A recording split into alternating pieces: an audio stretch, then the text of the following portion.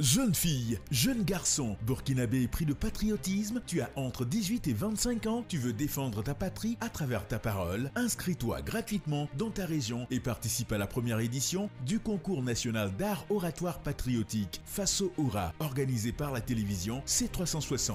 Faso Aura, c'est du 1er août au 28 septembre 2025 avec 13 étapes régionales et les phases finales nationales à Ouagadougou. Tu es candidat Faso Aura, donne de la voix et exprime ton amour pour le Burkina Faso en français et en langue nationale à travers des discours éloquents empreints de civisme et de patriotisme et tente de remporter de nombreux lots. Infoline 61 04 05 05 67 47 25 41. Faso Aura, pour ma patrie, j'élève ma voix.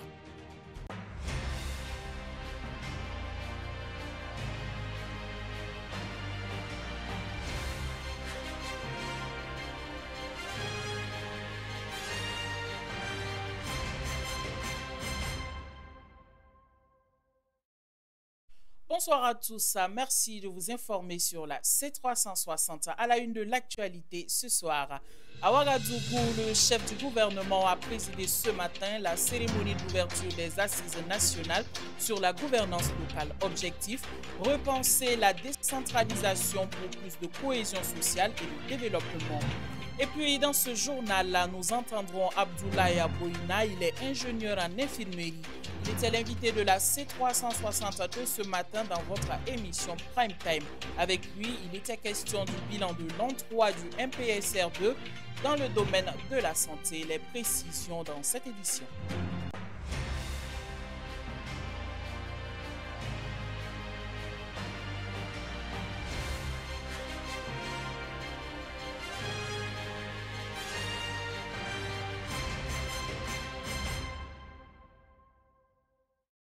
Je vous l'annonçais tantôt, dans un contexte de crise sécuritaire, le Burkina Faso cherche à repenser sa gouvernance locale. Les États généraux de la décentralisation se sont ouverts ce matin à Ouagadougou avec l'ambition de donner un nouveau souffle aux collectivités et de renforcer la cohésion sociale. Pendant 3 jours, acteurs locaux et nationaux vont poser les bases d'une décentralisation plus adaptée, plus participative et tournée vers la paix et le développement. Il faut préciser que la cérémonie officielle a été présidée par le chef du gouvernement burkinabé. Le point avec Madeleine Tiendrebeogo. Dans un contexte de crise sécuritaire, renforcer la cohésion sociale et valoriser les valeurs endogènes est une priorité. Les collectivités territoriales ont besoin d'un nouveau souffle et d'une vision renouvelée. C'est tout l'enjeu des États généraux de la décentralisation, ouvert ce 10 septembre à Ouagadougou. Pendant 3 jours, élus locaux, sociétés civiles et administrations réfléchiront pour dresser un état des lieux du processus de décentralisation et proposer des pistes de réforme. Nous avons une décentralisation qui est mise en route depuis on va dire plusieurs dizaines d'années, avec des hauts et des bas. Aujourd'hui, nous sommes en révolution progressiste populaire, alors il faut s'interroger sur ce qui a marché pendant tout ce temps et ce qui n'a pas marché pour permettre aux populations d'être au centre du développement local. Tout va se décider, on va dire, avec la participation des populations. Il y a eu déjà des rencontres au niveau régional et aujourd'hui, ils vont échanger encore, toujours, pour voir quelle option choisir pour que notre décentralisation, qui connaît des hauts et des bas, ne soit plus dans cette, on va dire, optique, mais qu'elle soit beaucoup plus efficace pour le meilleur des populations. Placé sous les thèmes « Quelle décentralisation pour un développement local et une meilleure contribution à la sécurisation du territoire », ces assises s'inscrivent dans la dynamique impulsée par le président du Faso, le capitaine Ibrahim Traoré, pour une refondation audacieuse, inclusive et durable. Ces assises constituent un tournant décisif de la gouvernance locale dans notre pays. Elle ne doit pas être un simple cadre de concertation, mais bien un moment historique de refondation dans l'esprit de la révolution progressiste populaire qui place le peuple au cœur de toutes les décisions. Elles nous permettront d'interroger notre système de gouvernance territoriale, de le réajuster aux réalités socioculturelles, politiques et sécuritaires de notre pays et de jeter les bases d'un modèle de décentralisation plus inclusif, résilient et efficace. Les conclusions attendues à la fin des travaux devraient tracer une nouvelle feuille de route pour une gouvernance locale adaptée aux réalités, plus participative et plus efficace. Un nouveau souffle pour faire de la décentralisation un levier de paix, de développement et de résilience face à l'insécurité. Je vous le disais également, 3 ans après l'arrivée au pouvoir du MPSR2, l'heure est au bilan dans les différents secteurs clés de la gouvernance. Dans votre émission matinale à Prime Time, l'ingénieur en infirmerie est revenu sur les réalisations, les défis et les perspectives du gouvernement dans le domaine de la santé. De la réhabilitation des infrastructures sanitaires à la gratuité des soins pour les femmes et les enfants, en passant par les efforts pour renforcer la présence médicale dans les zones à fort défi sécuritaire, il a dressé un état des lieux sans complaisance. On écoute ensemble un extrait de cette intervention. On peut l'affirmer, que le Burkina a fait un gros bond en avant. Et vous voyez, quand on a fait la chirurgie à cœur ouvert au niveau de Tenganro, nos spécialistes ont été invités à Niamey pour apporter leur expertise au Niger également. Et quand on les écoute, on se rend compte que le président a vraiment de grandes ambitions, puisqu'il n'a pas lésiné sur les moyens. Il a dit, vous demandez tout ce que vous pouvez, donc tout ce qui est nécessaire, on va faire l'effort de financer. C'est la même chose par rapport à la première greffe de rein. Quand on écoute le patron de la néphrologie, professeur Koulibaly Gérard, il a dit que le président a dit de ne pas regarder les moyens, de demander ce qu'ils veulent, parce qu'il a l'ambition de vraiment donner tout ce qu'il faut pour moderniser les hôpitaux. Donc, en 3 ans, je pense que ce qui est déjà fait est très important, mais les ambitions encore restent meilleures. Maintenant, ce que je veux dire par rapport à ce qui est attendu et qui n'est pas réalisé concrètement par rapport à mes attentes, c'est vraiment dans le domaine de la souveraineté sanitaire. Vous avez vu récemment, on a révoqué le projet Target Malaria. Ce sont des choses comme ça qu'il faut faire. Il ne faut plus laisser en fait les firmes internationales, les partenaires venir nous dicter ce que nous devons faire. Et ce domaine-là, je pense qu'il faut encore l'approfondir. Et nous allons au Mali après la tenue de la première édition de l'Université d'été des volontaires de l'AES en septembre 2024 au Burkina Faso. Le Mali accueille cette année la 2e édition. 300 jeunes venus des 3 pays de la Confédération AES vont échanger et partager leur expérience sur les notions du volontariat afin de devenir des citoyens modèles et des leaders dans leur communauté. La cérémonie a eu lieu hier à Kabala, dans la commune de Kalabankoro. Le compte rendu avec Aboubakar Sangari. Sur instruction du président du Faso, le capitaine Ibrahim Traoré, l'université d'été des volontaires de l'AIS est désormais organisée chaque semestre. Cette 2e édition, qui se tient au Mali du 9 au 11 septembre 2025, s'inscrit dans le cadre de la reconstruction citoyenne. Le cercle d'action pour le développement économique et social du Burkina Faso entend créer un cadre d'échange avec les autorités, et cela dans le but de s'approprier des idéaux de l'AES par un engagement infaillible. Le directeur général du groupement d'intérêt public du Burkina Faso, porte-parole des structures de promotion de volontariat de l'AIS, a salué la nature de cet événement compte tenu de son importance pour le changement positif. Je me réjouis particulièrement du caractère volontaire et engagé de ce forum. Le volontariat, comme vous le savez, est un levier de transformation, une force motrice pour le développement communautaire, et cette tribune du donner et du savoir en est une parfaite illustration.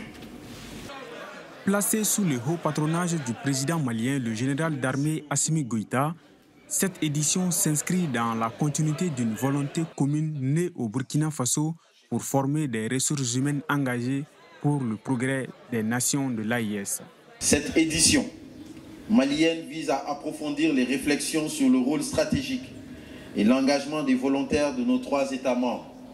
Elle s'articule autour du thème « L'impératif engagement des volontaires dans la consolidation des acquis de la Confédération des États du Sahel ».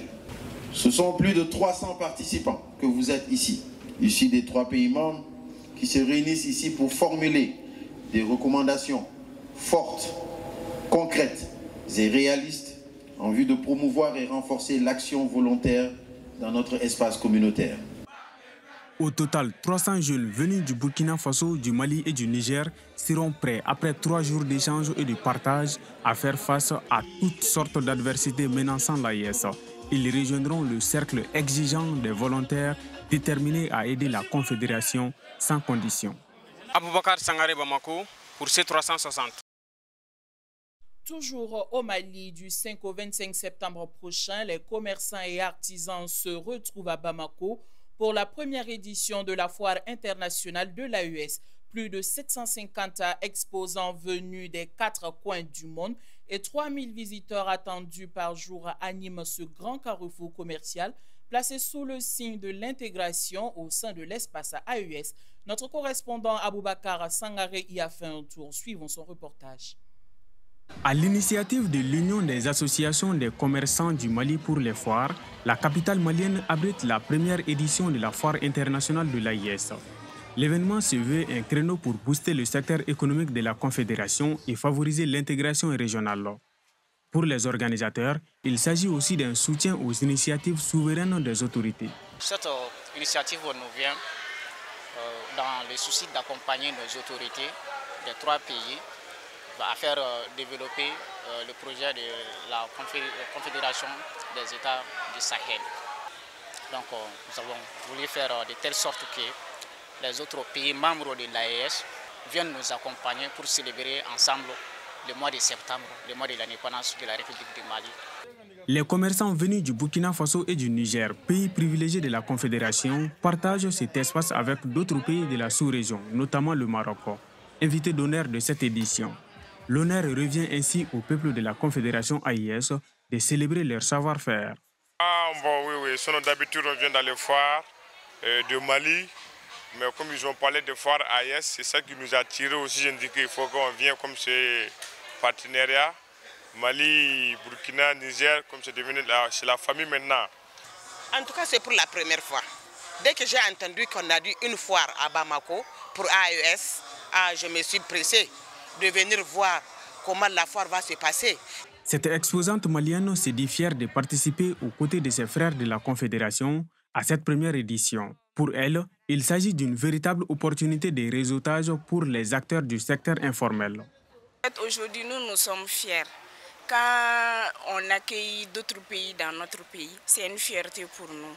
Nous aussi, on peut aller dans leur pays pour aller exposer nos produits, qui est vraiment important pour nous. Parce que amener tes produits à l'extérieur, c'est vraiment quelque chose qu'on doit être fier. Aujourd'hui, on est ravis de faire la fierté de notre agriculture à travers des formations. Du 5 au 25 septembre 2025, la foire restera ouverte aux 750 exposants et aux 3000 visiteurs quotidiens au parc des expositions de Bamako. Aboubakar Sangaré Bamako pour C360.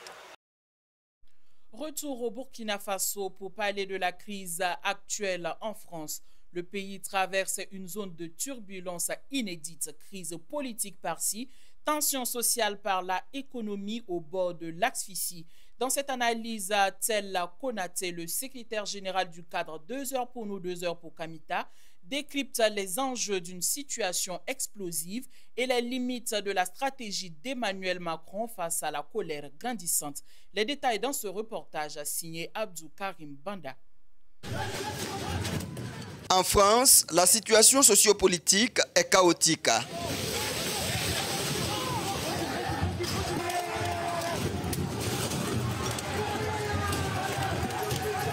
Les députés ont sauté Bayrou pour atteindre Macron, afin qu'il comprenne le message.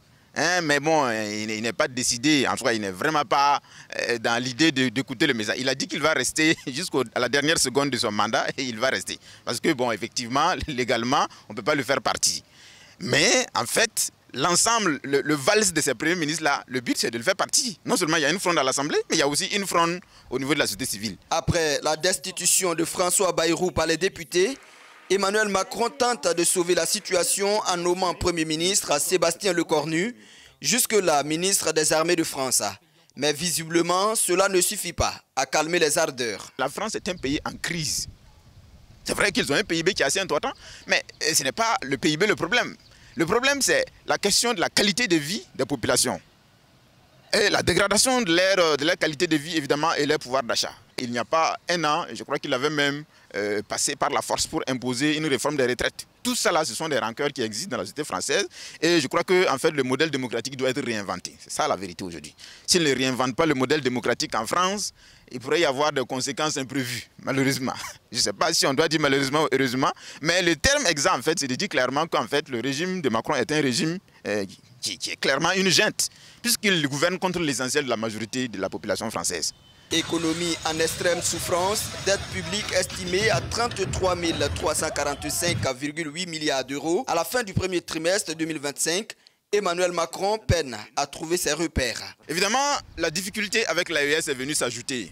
Cette difficulté fait que, évidemment, par exemple, vous voyez, il y a moins de disponibilité en ressources, en uranium et dans d'autres ressources stratégiques qu'elle pouvait se procurer facilement au sein de l'AES. Elle est obligée maintenant d'aller les payer ailleurs, plus cher, évidemment, et venir alimenter une société déjà en crise, en décroissance, avec des difficultés économiques. Ça accentue la crise, forcément. Et il y a aussi, évidemment, la situation avec l'Ukraine. L'Ukraine qui est aux prises avec la Russie. La Russie qui était le principal fournisseur en énergie, en gaz de l'Europe, qui alimentait les usines, qui alimentait l'énergie, qui alimentait les foyers à bas prix, même le carburant. L'essentiel venait de la Russie, à très bas prix. À partir de 2022, les prix sont passés du simple au double pour des questions idéologiques, parce qu'ils voulaient faire effondrer la Russie. Aujourd'hui, la plupart, ils contournent les sanctions pour aller payer des ressources avec la Russie, évidemment plus cher. Tout cela alimente la crise. Ce matin, dans plusieurs villes de France, les tensions sont vives dans les rues. L'opposition réunie au sein du mouvement Bloquons Tout réclame la démission du président français. Et c'est la fin de cette édition. Merci de nous avoir suivis. L'actualité continue sur toutes les plateformes numériques de la C360. Prenez soin de vous, restez informés et surtout, restons solidaires. À très bientôt. Jeune fille, jeune garçon, burkinabé pris de patriotisme, tu as entre 18 et 25 ans, tu veux défendre ta patrie à travers ta parole, inscris-toi gratuitement dans ta région et participe à la première édition du concours national d'art oratoire patriotique Faso Aura, organisé par la télévision C360. Faso Aura, c'est du 1er août au 28 septembre 2025 avec 13 étapes régionales et les phases finales nationales à Ouagadougou. Tu es candidat Faso Aura, donne de la voix et exprime ton amour pour le Burkina Faso en français et en langue nationale à travers des discours éloquents empreints de civisme et de patriotisme et tente de remporter de nombreux lots. Infoline 61 04 05 05 67 47 25 41. Faso Aura, pour ma patrie, j'élève ma voix. C360, la voix d'une Afrique nouvelle et souveraine.